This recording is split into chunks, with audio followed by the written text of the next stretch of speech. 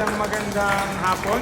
So, kasama ko dito si Coach Anthony Fajardo. So, Coach Anthony, napakilala ko na rin si Coach Anthony. So, mag-start muna tayo ng prayer. Bilang mga mahusay na basketball player, kailangan natin ng guidance ng ating Panginoon. So, pasalamat tayo kay Lord kasi pinagpala tayo ng mga kawani ng gobyerno na naghanda ng libreng pa-training sa inyo, especially sa ating chairman, no?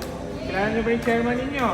Okay, so hindi niyo makakalimutan yung ginawa niya na yan kasi kahit maliit pa lang kayo, sabi doon sa salita ng Panginoon, sabi, train up a child the way he should go, and when he is old, he will not depart from it. So, yung maliliit na bagay na ginagawa sa atin ng ating mga leaders, ng ating mga kapitan, ng ating mga SK, hindi natin makakalimutan yan dahil ito yung dapat na nararapat na ginagawa ninyo kaysa sa nagbibisyo, tama ba?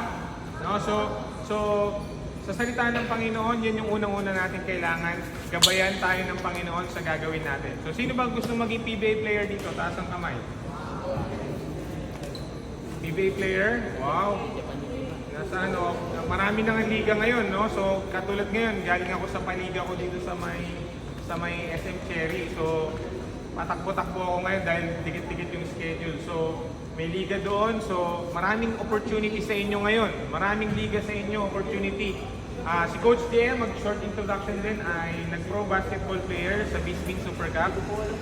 Kalos PH, sa Lawaan, yung team namin doon. So, coach din ako ng Impossible Basketball Training Camp. So, pwede nyo po kaming i-follow sa aming FB. Coach Anthony Fajardo din sa kanya. So, maliit po kami pero marami din po kaming medyo nahihirapan sa amin kapag naglalaro. So, walang malaking nakakapuwing. Tama ba yan? Nakakabulag lang. No? So, kahit maliliit po kayo, maliliit tayo, so kailangan natin maging maliksi. No? Kainin natin yung guidance galing kay Lord. Sige, pray tayo. Excited na ba lahat? Okay, so kayo sa isip lang. Sabayan niyo ako sa panalangin.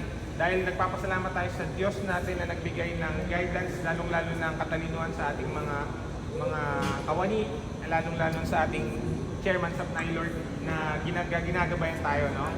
Okay, tayo manalangin. Sabayan niyo ako, Lord God.